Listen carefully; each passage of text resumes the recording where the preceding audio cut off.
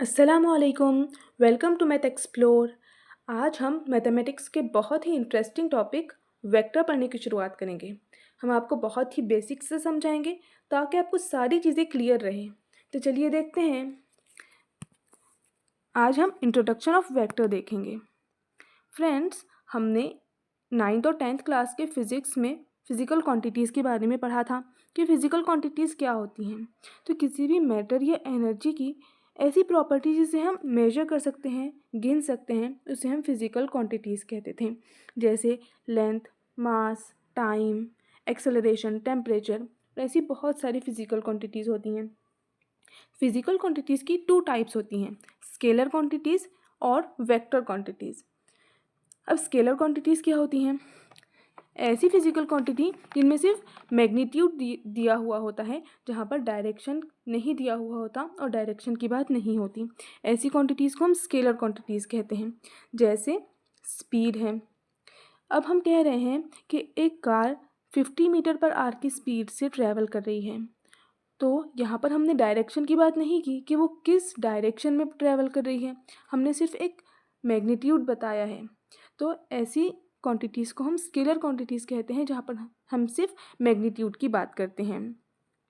इसी तरह और भी स्केलर क्वांटिटीज़ हैं, जैसे लेंथ है, टेम्परेचर है, मनी है, मास है।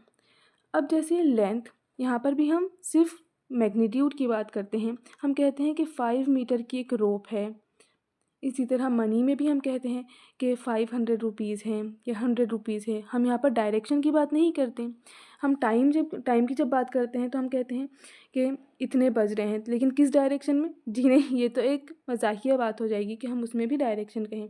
तो ऐसी क्वांटिटीज़ जहाँ पर हम सिर्फ मैग्नीट्यूड की बात करते हैं, उसे हम स्केलर क्वांटिटीज़ कहते हैं।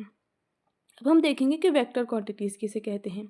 ऐसी फिजिकल क्वांटिटीज़ जिनमें मैग्नीट्यूड और डायरेक्शन दोनों चीज़ें दी हुई होती हैं, ऐसी क्वांटिटीज़ को हम वेक्टर क्वांटिटीज़ कहते हैं। जैसे वेलोसिटी। अब हम कह रहे हैं कि एक कार 50 मीटर पर आवर की स्पीड से ईस्ट की तरफ ट्रैवल कर रही है। तो यहाँ पर हमारे पास मैग्नीट्यूड भी है और डायरेक्शन भी है। तो ऐसी क्वांटिटीज़ को हम वेक्टर क्वांटिटीज़ कहते हैं। और वेलोसिटी की आपको डेफिनेशन भी पता होगी कि rate of change in objects displacement over time along with its direction. मतलब यहाँ पर डायरेक्शन भी है और मैग्नीट्यूड भी है। तो ऐसी क्वांटिटीज़ को हम वेक्टर क्वांटिटीज़ कहते हैं। और भी वेक्टर क्वांटिटीज़ होती हैं, जैसे डिस्प्लेसमेंट है, फोर्स है, वेट, एक्सेलरेशन, एट्सेट्रा। जैसे यहाँ पर हम अब डिस्टेंस और डिस्प्लेसमेंट के को समझेंगे कि एक इसमें वेक्टर क्वांटिटी है और एक स्केलर क्वांटिटी है। अब हम एक एग्जांपल के ज़रिए से समझते हैं कि एक बच्चा है जिसे पॉइंट ए पर उसका घर है, जहाँ से उसे पॉइंट बी पर जो है तो साइकिलिंग करने के लिए जाना है। उसने यहाँ से अपना सफ़र शुरू किया और उसने सोचा कि अब वो अपने दोस्त को भी यहाँ से जो है तो पिक कर लेगा। और वो अपने दोस्त के घर गया, वहाँ से उसने उसे पिक किया और फिर उसके बाद में वो जो उसका टर्मिनल पॉइंट है, वहाँ पर वो जो उसका फाइनल पॉइंट है, वो वहाँ पर पॉइंट बी पर पहुँच गया। तो उसने जो ये टोटल डिस्टेंस उसने कवर किया, टोटल जो उसने कवर किया डिस्टेंस, तो ये एक डिस्टेंस कहलाता है। यहाँ पर डायरेक्शन नहीं बोला जाता कि वो किस पर्टिकुलर डायरेक्शन में जाएगा, तो ये एक डिस्टेंस कहलाता है। लेकिन डिस्प्लेसमेंट क्या होता है कि एक इनिशियल पॉइंट से एक फाइनल पॉइंट तक जो शॉर्टेस्ट डिस्टेंस होगा वो डिस्प्लेसमेंट होगा। यहाँ पर डायरेक्शन भी होता है कि शॉर्टेस्ट डिस्टेंस बिटवीन इनिशियल से लेकर तो फाइनल, ये एक यहाँ पर इनके पास डायरेक्शन भी है। तो डिस्प्लेसमेंट में डायरेक्शन भी दिया हुआ होता है और डिस्टेंस में कोई भी डायरेक्शन दिया हुआ नहीं होता। जो इनिशियल पॉइंट है वहाँ से जो फाइनल पॉइंट है उसके बीच में जितना भी डिस्टेंस कवर किया जाएगा वो डिस्टेंस कहलाएगा। जितना भी फासला कवर किया जाएगा वहाँ पर कोई भी डायरेक्शन नहीं है, जो टोटल डिस्टेंस एक ऑब्जेक्ट कवर करता है वो डिस्टेंस कहलाता है। और डिस्प्लेसमेंट में इनिशियल पॉइंट से फाइनल पोजीशन तक जो शॉर्टेस्ट डिस्टेंस है, यहाँ पर एक हमारे पास डायरेक्शन भी है कि इनिशियल से फाइनल पॉइंट तक। तो आई होप आपको इन दोनों के बीच में जो फ़र्क है वो अच्छी तरीके से समझ में आ गया होगा। अब हम यहाँ पर कुछ जो फिज़िकल क्वांटिटीज़ हैं उन्हें देखते हैं कि क्या ये स्केलर हैं या वेक्टर। तो सबसे पहले टाइम। टाइम एक स्केलर क्वांटिटी है, क्योंकि यहाँ पर हम कभी भी डायरेक्शन की बात नहीं करते। हम कभी भी ऐसे नहीं कहते कि कौन सी डायरेक्शन में जो है तो टाइम हो रहा है। हम हमेशा पर्टिकुलर एक मैग्नीट्यूड बोलते हैं, यानी हम टाइम बताते हैं। उसके बाद में डिस्टेंस। डिस्टेंस के बारे में हमने अभी यहाँ पर देखा कि डिस्टेंस में हम कभी भी डायरेक्शन नहीं देखते। Total path covered by the object, वो हमारा डिस्टेंस कहलाता है। तो इसलिए डिस्टेंस भी एक स्केलर क्वांटिटी है। इसी तरह स्पीड। स्पीड में भी हम कभी भी डायरेक्शन की बात नहीं करते, तो ये भी एक स्केलर क्वांटिटी है। उसके बाद वेलोसिटी।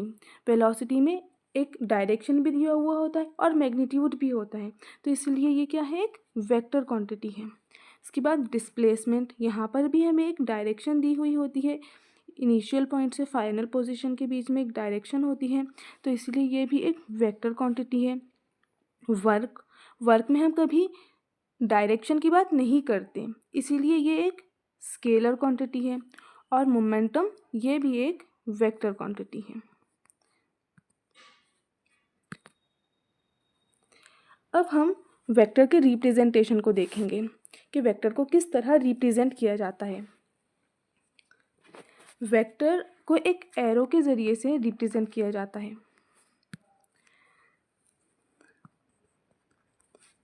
हमारे पास यहाँ पर एक वेक्टर ए बी वेक्टर है, और इसका जो टेल है ये इसका इनिशियल पॉइंट होता है, और जहाँ पर एरो होता है ये इसका टर्मिनल पॉइंट यानी हेड कहलाता है।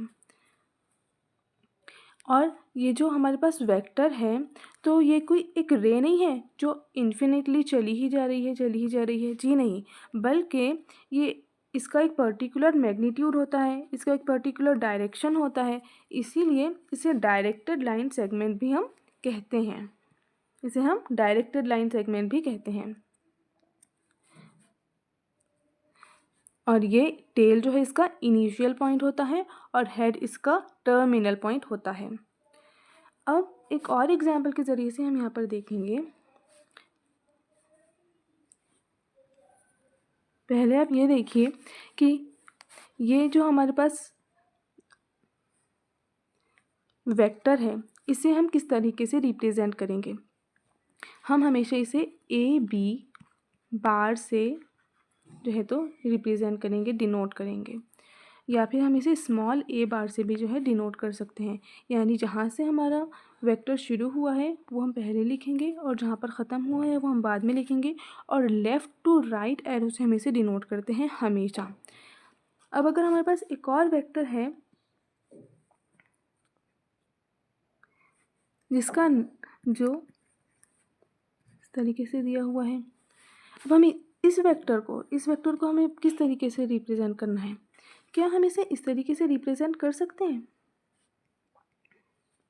इस वेक्टर को क्या हम इस तरीके से रिप्रेजेंट कर सकते हैं? जी नहीं, ये हमारा गलत हो जाएगा। हम इसे इस तरीके से रिप्रेजेंट नहीं कर सकते। हम जब भी वेक्टर को रिप्रेजेंट करेंगे हमेशा लेफ़्ट टू राइट एरो से ही रिप्रेजेंट करेंगे, डिनोट करेंगे इस तरीके से। लेफ़्ट टू राइट एरो से जहाँ से हमारा वेक्टर शुरू हुआ है वो हम पहले लिखेंगे, और जहाँ पर हमारा वेक्टर ख़त्म हुआ है वो हम बाद में लिखेंगे, और ये हमारा बी ए वेक्टर कहलाएगा। ये हमारा वेक्टर क्या कहलाएगा? बी ए वेक्टर। जहाँ से हमारा वेक्टर स्टार्ट हुआ है इनिशियल पॉइंट, जहाँ से हमारा वेक्टर एंड हुआ है टर्मिनल पॉइंट, और फिर टर्मिनल पॉइंट और लेफ़्ट टू राइट एरो से हम इसे डिनोट करेंगे इस तरीके से हम डिनोट करेंगे। आई होप आपको ये सारी चीज़ें अच्छी तरीके से समझ में आ गई होंगी। अब हम देखेंगे मैग्नीट्यूड ऑफ द वेक्टर।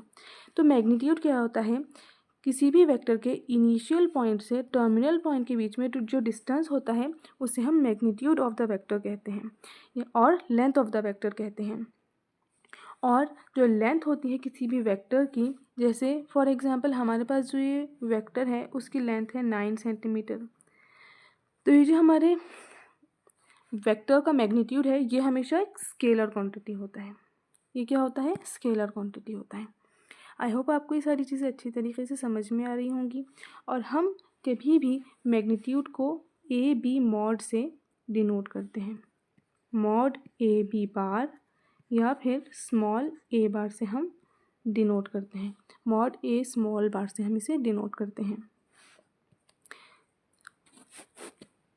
आपको अगर कोई क्वेश्चन हो तो आप कमेंट में पूछ सकते हैं। आई होप आपको ये सारी चीज़ें अच्छी तरीके से समझ में आ गई होंगी। Thank you for watching.